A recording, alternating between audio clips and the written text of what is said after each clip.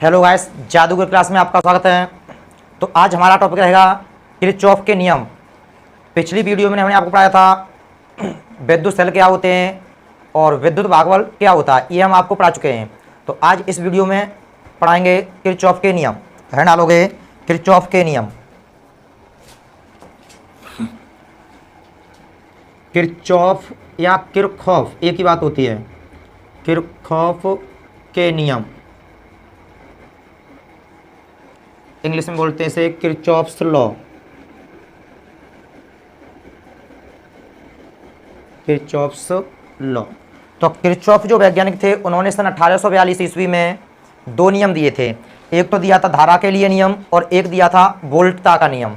तो इसे हम सन 1800 ईस्वी में, यहाँ लिखोगे सन 1842 ईस्वी में किरचॉफ या किरखॉफ एक ही बात होती है, ध्यान रखना। किरचॉफ ने निम्न दो नियम दिए। दो नियम दिए। पहला नियम है किरचॉफ का प्रथम नियम, या बोल सकते हैं इसे धारा नियम, या बोल सकते हैं संध का नियम। फर्स्ट पॉइंट, प्रथम नियम, या बोल सकते हैं धारा नियम, या संधि नियम। संधि नियम, इसे इंग्लिश में बोलते हैं फर्स्ट लॉ और करंट लॉ और जंक्शन लॉ। या तो पूछ सकता है किरचॉफ का प्रथम नियम क्या होता है, या पूछ सकता है धारा नियम क्या हो सकता है, या पूछेगा संधि नियम बताइए, किरचॉफ का संधि नियम बताइए। तीनों में से कुछ भी आ जाए, एक ही बात है। तो किरचॉफ ने धारा नियम या प्रथम नियम या संधि नियम जो दिया था, उन्होंने बताया था कि किसी भी संधि पर, ये जंक्शन इंग्लिश में बोलते हैं जंक्शन, हिंदी में बोलते हैं संधि, किसी भी संधि पर मिलने वाली, यहाँ से इस तरीक़ा से धाराएं आ रही हैं और यहाँ से धाराएं बाहर निकलेंगी। यानी यहाँ से धारा आ रही है और यहाँ से धारा बाहर निकलेगी। तो जैसे यहाँ से 5 एम्पीयर की धारा प्रवाहित हो रही है और यहाँ पर हो रही है 10 एम्पीयर की, इसमें से तो टोटल जो धारा जाएगी इस संधि पर मिलेगी वो कितनी आएगी आपकी 15 एम्पीयर। तो यहाँ से जो धारा निकलेगी वो 15 एम्पीयर ही निकलनी चाहिए। जैसे यहाँ 3 एम्पीयर है, यहाँ 5 एम्पीयर है, यहाँ 3 है, यहाँ 5 है। यहाँ पर जैसे आई का मान ज्ञात करना है, इस वाले चालक में धारा ज्ञात करनी है, तो ये वाला जोड़ दोगे 5 + के 10 बराबर, यानी जो बाहर यहाँ संधि से बाहर निकल रही है धारा, यहाँ संधि से दूर जा रही है जो धारा है, उनका योग, इनका योग और इनका योग आपस में कैसा होना चाहिए, बराबर होना चाहिए। 3 + के 5 + के आई 10 और 5 15 बराबर 5 और 3 8 + के आई 15, ये 8 इधर लाओगे माइनस का हो जाएगा बराबर आई, तो ये हो जाएगा आपका आई बराबर 7 एम्पियर। यानी इसमें जो धारा जाएगी वो 7 एम्पियर की जाएगी। टोटल कितना हो जाएगा, 7 5 12 और 3 15, ये 10 5 15। तो इससे ये स्पष्ट होता है कि जो धाराएं संधि की ओर आती हैं उनका योग और जो धाराएं संधि से दूर जाती हैं उनका योग आपस में बराबर होता है। तो यानी जब यहाँ से ये धारा जाएगी तो ये किस में आ रही है, प्लस में, और जो धारा यहाँ से दूर जाएंगी और यदि हम इनको सबको इधर ले आएंगे तो यहाँ क्या बचेगा, 0। तो ये सभी धाराएं कैसे हो जाएंगी, माइनस की। यानी संधि की ओर आने वाली धाराएं धनात्मक ली जाती हैं और संधि से दूर जाने वाली जो धाराएं होती हैं वो ऋणात्मक ली जाती हैं। अगर हम टोटल का योग करें तो संधि पर कितना आना चाहिए, 0। तो परिभाषा लिख सकते हो, किसी भी संधि पर मिलने वाली इन धाराओं का जो बीजगणितीय योग होता है वो 0 होना चाहिए। इसे ही हम प्रथम नियम, धारा नियम या संधि नियम कहते हैं। यानी जितनी धारा यहाँ पर संधि पर जाएगी उतनी धारा यहाँ संधि से बाहर निकलेगी। आवेश का संरचना मैंने आपको बताया था, आवेश को न तो उत्पन्न किया जा सकता है और न ही नष्ट किया जा सकता है, और आवेश के प्रवाह को ही वैद्युत धारा कहते हैं। तो जितनी धारा यहाँ संधि पर आएगी उतनी धारा यहाँ से निकलेगी। तो जो प्रथम नियम होता है वो आवेश के संरचना पर आधारित होता है। तो बस इतना यहाँ परिभाषा लिखनी है, किसी भी संधि पर, इस संधि पर मिलने वाली जो धाराओं का इनका टोटल का जो योग होगा वो कैसा होगा, 0 होगा। तो परिभाषा लिखोगे किसी भी संधि पर, ये तो वैसे ही हमने समझा दिया था, केवल यहाँ परिभाषा लिखोगे तो यहाँ से लिखना स्टार्ट करोगे। किसी भी संधि पर मिलने वाली धाराओं का बीजगणितीय योग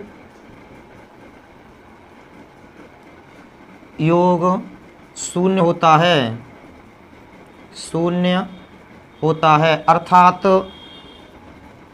sigma I is equal to 0, sigma I बराबर 0, यानी टोटल का जो योग होगा वो कितना आना चाहिए आपका 0 आना चाहिए। जैसे यहाँ हम धारा इस तरीक़ा से चित्र बना रहे हैं, इसका ये संध है, यहाँ पर बोलेंगे इसे संध, इंग्लिश में क्या बोलते हैं जंक्शन। इसमें I1 धारा प्रवाहित हो रही है, इसमें I2 जा रही है, इसमें से बाहर जा रही है आपकी I3, यह है I4, यह है I5, यानी जो इस तरीक़ा से जो डायरेक्शन दिखाई जा रही है वो संध की ओर हैं, और जो यहाँ से इस तरीक़ा से डायरेक्शन दिखाई जा रही हैं वो धारा संध से दूर जाती हैं। ये आपकी संध है, ये यहाँ पर क्या है, ये आपकी संध है। तो इनका योग यानी I1 प्लस के I2 और जो धारा बराबर इनका योग आपस में कैसा होना चाहिए, बराबर होना चाहिए, यानी I3 प्लस के I4 प्लस के I5। अगर हम इनको ये इधर ले आएँ तो किसका हो जाएगा, ये माइनस का। यानी इससे ये स्पष्ट हो जाता है, पहले तो यहाँ समझ लो कि यानी संध की ओर आने वाली धाराओं का योग और संध से दूर जाने वाली धाराओं का योग कैसा होना चाहिए, आपका बराबर होना चाहिए। अगर हम इनका योग निकालें तो ये संध की ओर आती हैं, इनका योग कितना हो जाएगा, सिग्मा आई इनकमिंग, क्या बोलेंगे इनकमिंग माने आने वाली, सिग्मा आई बराबर, यहाँ ये संध से दूर जा रही हैं तो सिग्मा क्या हो जाएगा, सिग्मा आई आउट गोइंग माने मतलब बाहर जाने वाली। तो अगर ये इधर ले आएंगे तो किसका हो जाएगा, माइनस का हो जाएगा, माइनस का हो जाएगा। तो इनका जो योग होगा टोटल कितना हो जाएगा, 0 आना चाहिए। यानी ये सभी ऐसे समझ लो, ये सभी धाराएं इधर ले आए हैं, I1 प्लस I2 माइनस के I3 माइनस I4 माइनस के I5 बराबर 0। अगर इनको हम जोड़ दें, यहाँ प्लस चिन्ह लगा दें, ये माइनस यहाँ प्लस, यहाँ माइनस यहाँ प्लस, यहाँ माइनस, तो ये हो जाएगा आपका सिग्मा आई बराबर 0। इस तरीका से सिग्मा आई बराबर 0, यही सिद्ध हो गया यहाँ पर आके। तो यहाँ से ये स्पष्ट हो जाता है कि यानी संध की ओर आने वाली धाराओं का योग और संध से दूर जाने वाली धाराओं का योग आपस में बराबर होता है। और जो धाराएं, अब चिन्ह परिपाटी इसकी कैसे लिखोगे, जो धाराएं संध की ओर आती हैं उन्हें धनात्मक लिया जाता है, और जो धाराएं संध से दूर जा रही हैं उन्हें कैसा लेना है, देखो ऋणात्मक लेना है। संध की ओर, संध की ओर आने वाली धाराओं को धनात्मक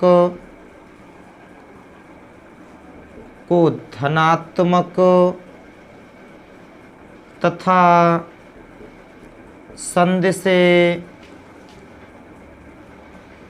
दूर जाने वाली धाराओं को ऋणात्मक लिया जाता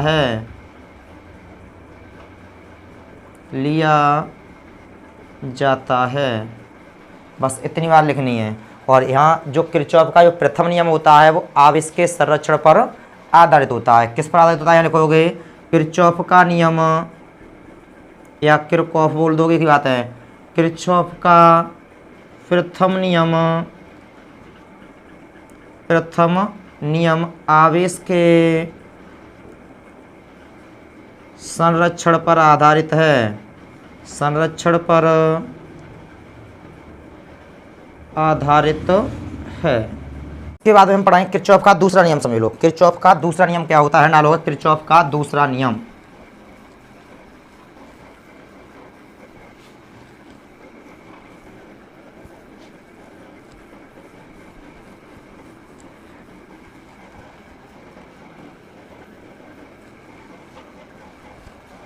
किरचॉफ का या किरचॉफ, यहाँ लिखोगे किरचॉफ का दूसरा नियम, या हम बोल सकते हैं इसे लूप नियम या वोल्टता नियम,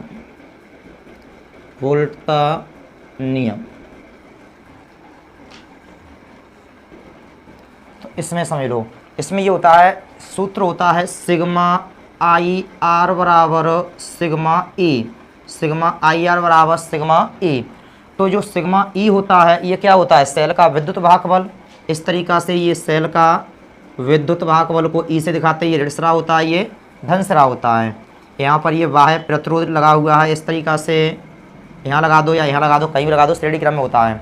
यदि सेल का आंतरिक प्रतिरोध जो स्मॉल आर होता है, यदि हम 0 ले लें, सेल का आंतरिक प्रतिरोध 0 हो, तो जो विद्युत वाहक बल होता है वो बाह्य प्रतिरोध में जो बहने वाली जो धारा होती है, धारा इसमें प्रवाहित होगी तो आई आर होगा, ओम के नियम से ये भी विभवांतर हो जाएगा। तो यदि आंतरिक प्रतिरोध 0 हो तो ये सेल का जो विद्युत वाहक बल होगा वो आई आर के गुणनफल के कैसा हो जाएगा, बराबर। यानी प्रतिरोध के सिरों के बीच जो विभवांतर उत्पन्न होगा, जैसे बोलते हैं हम टर्मिनल विभवांतर, इसके सिरों के बीच में जो विभवांतर उत्पन्न होगा वो विद्युत वाहक बल के कैसा होगा, बराबर होगा। कब होगा, जब आंतरिक प्रतिरोध आपका 0 हो, जब आंतरिक प्रतिरोध 0 हो। यदि आंतरिक प्रतिरोध 0 नहीं होगा तो प्रतिरोध के सिरों के बीच जो विभवांतर उत्पन्न होगा वो विद्युत वाहक बल से कम होगा। ये चीज़ हमने आपको पीछे बताई थी। तो इसमें ये होता है एक प्रतिरोध न होकर कई प्रतिरोध हो सकते हैं परिपथ में, और कई सेल भी हो सकते हैं, कई सेल भी हो सकते हैं।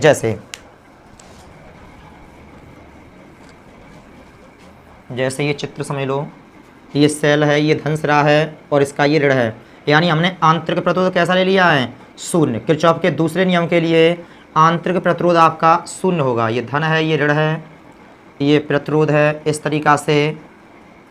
और भी हम इस तरीक़ा से ये पास बना सकते हैं। ये क्या होते हैं, बंद पास होते हैं। बंद पास का मतलब होता है जहाँ से हम चलेंगे A B C D E F, यानी ये एक बंद पास पहला है और ये बंद पास दूसरा है। इसका प्रतिरोध मान लेंगे R1, इसका मान लेंगे R2, इसका मान लेंगे R3। ये ऋण है, ये धन है, ये ऋण है, ये धन है। इसका विद्युत वाहक बल है E1, इसका विद्युत वाहक बल है E2। जब यहाँ से धारा, इसमें मान लो ये धारा I1 एम्पीयर की धारा प्रवाहित हो रही है, इसमें इस तरीक़ा से, इसमें हो रही है I2 एम्पीयर की धारा। अब इसमें से I1, इसमें से I2, दोनों धारा इस वाले प्रतिरोध में जाएंगी, I1 प्लस के I2, इस तरीक़ा से इसमें प्रवेश होंगे, इस तरीक़ा से।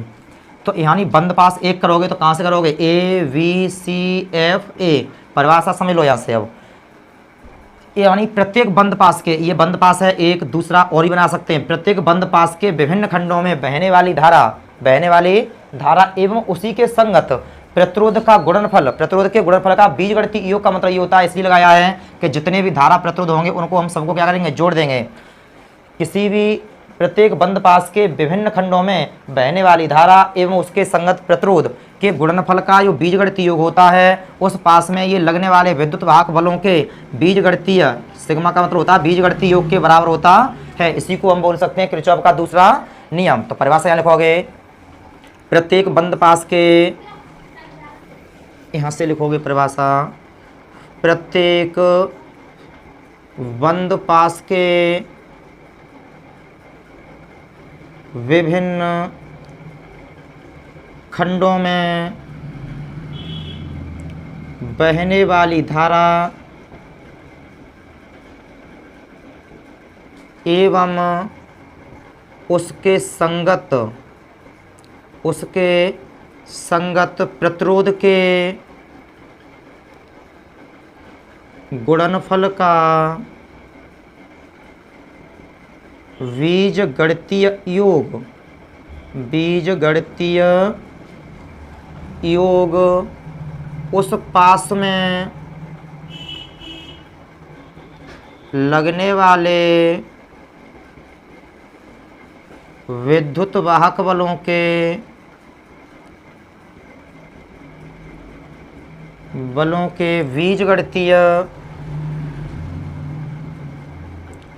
बीजगणितीय योग के बराबर होता है। अर्थात सूत्र आएगा आपका सिग्मा आई आर बराबर sigma E, sigma I R बराबर सिग्मा ई। यहीं से परिभाषा आप बना सकते हो।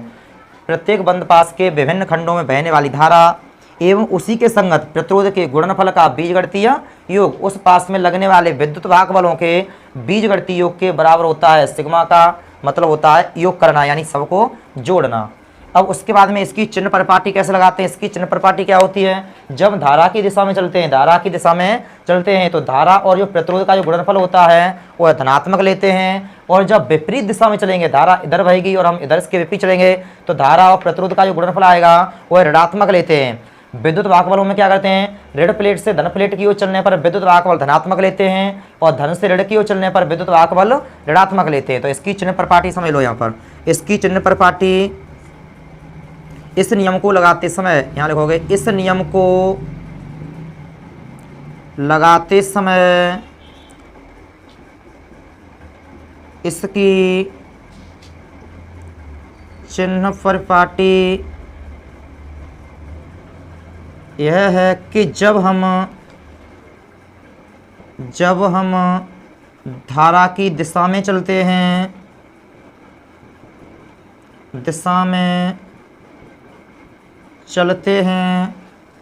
तो धारा और प्रतिरोध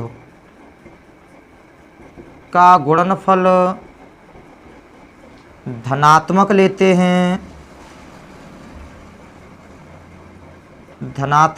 हैं और इसके विपरीत दिशा में चलते हैं, यानी धारा की विपरीत दिशा में चलते हैं और इसके विपरीत दिशा में चलते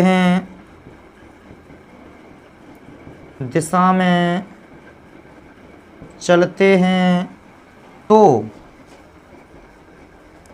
धारा और प्रतिरोध का गुणनफल ऋणात्मक लिया जाता है,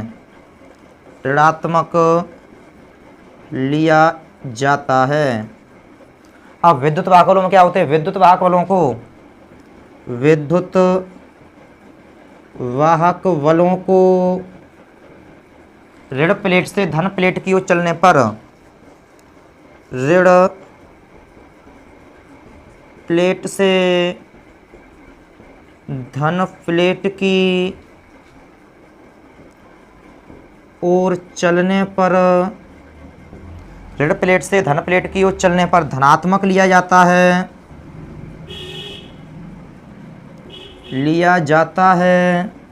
और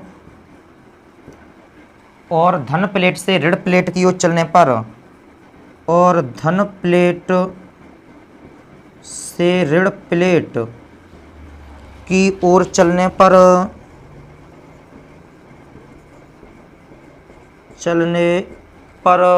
ऋणात्मक लिया जाता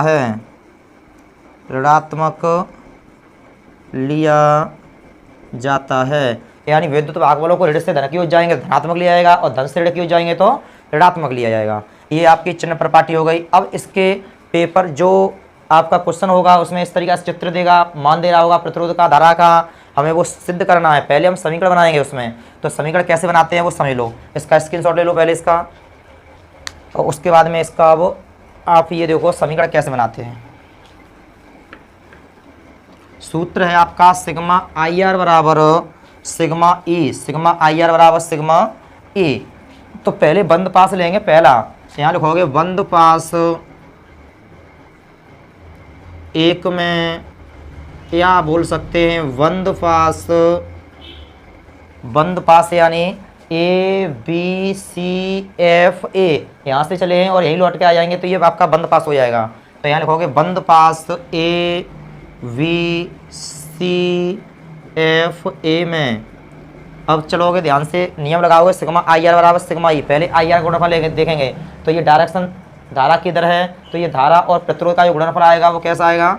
धनात्मक, यानी I1 R1। फिर इस तरीका से चलोगे, इस तरीका से धारा इधर बह रही है, हम चलेंगे इसके विपरीत दिशा में, तो ये I2 और R2 कैसा आएगा? ऋणात्मक, I2 R2 ऋणात्मक। उस तरीके फिर उसके बाद में ही लौट के आ जाएंगे।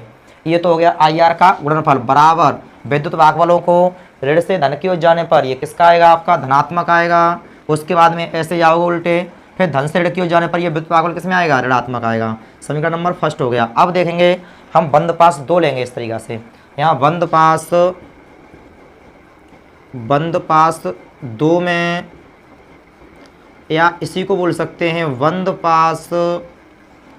पास F C D E F में, band pass F C D E F में। तो यहाँ से चलोगे आई धारा की दिशा में चलोगे, I2 R2 किसका आएगा? धनात्मक आएगा। I2 R2 इस तरीका से पे चलते आओ। अब हम धारा की दिशा में चलते हैं तो इसका धारा ये I1 I2 का जो योग होगा वो R3 के गुणनफल कैसा होगा? बराबर होगा प्लस में, क्यों धारा की दिशा में चल रहा है तो यहाँ हो जाएगा I1 plus I2 into R3 बराबर। अब विद्युत वाहक बल देखोगे ऋण से धन की ओर आने पर ये हो जाएगा आपका E2 प्लस का, और इसमें इधर जाओगे विद्युत वाहक बल नहीं है तो यही इतना समीकरण रहेगा आपका समीकरण नंबर 2। इस तरीक़ा से हम समीकरण बनाएंगे और इन समीकरणों को आगे चल के हम सॉल्व करेंगे जब न्यूमेरिकल आएगा तब। तो इस तरीक़ा से पहले समीकरण बनाओगे, समीकरण बनाना बस आना चाहिए आपको। उसके बाद में पूछ लेता है जो किरचॉफ का जो दूसरा नियम होता है वो किस पर आधारित होता है। तो जो किरचॉफ का जो दूसरा नियम होता है वो ऊर्जा के संरक्षण पर आधारित होता है। यहाँ लिख दोगे नीचे किरचॉफ का दूसरा नियम, किरचॉफ का दूसरा नियम ऊर्जा संरक्षण पर आधारित होता है, संरक्षण पर आधारित होता है, आधारित होता है।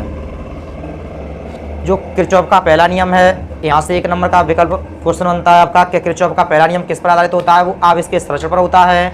और जो किरचॉफ का दूसरा नियम होता है वह ऊर्जा के संरक्षण पर आधारित होता है। तो ये दोनों पॉइंट आपको अच्छी तरीक़ा से क्लियर होने चाहिए क्योंकि पूछ लेता है इसमें।